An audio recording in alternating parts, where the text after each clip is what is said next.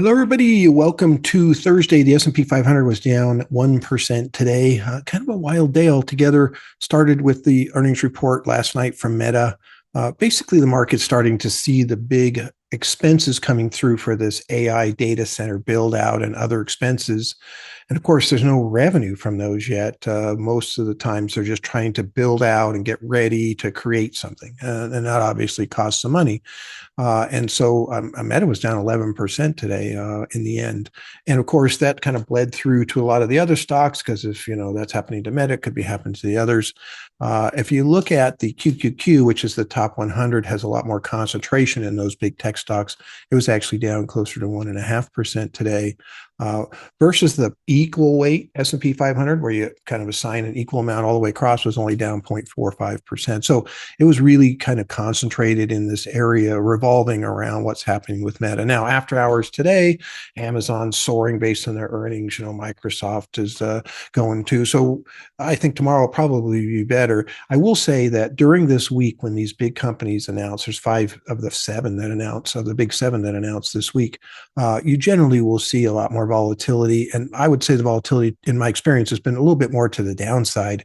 Once they're over, oftentimes it's the next week where things start to really move as far as that goes. And next week also takes us into November, which is one of the best months of the year, et cetera. So I think this will be fine as far as that goes. It is an issue where you have so much money that has to be spent up front and so much time to finally get to a product that might be able to generate income or create savings or whatever it might be for the amount of money that they're spending. So you're going to see this across the board with a lot of these different companies.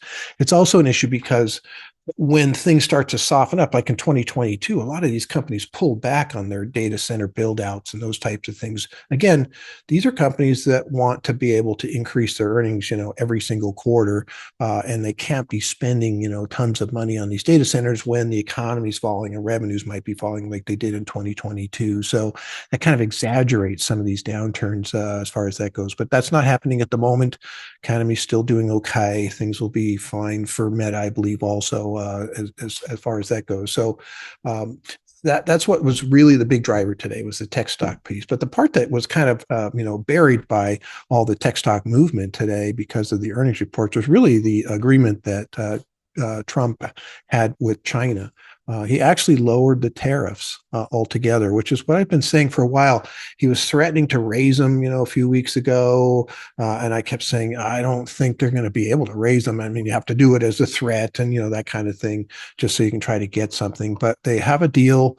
They pushed off kind of more or less like a truce for a year, where they're going to have, some agreement on the rare earth metals, some agreement on the soybeans. Actually, they were going to be ordering a certain amount of soybeans this year also. And so unfortunately, these truces haven't stayed that way. Somebody has done something in this particular case. Actually, the US did some things that they agreed to not do. I think there was some miscommunication and they banned some Chinese companies and whatnot. And so China started to retaliate with the rare earth metals threat. And, that's how we got there. But then things settled back down once we kind of realized, what was happening.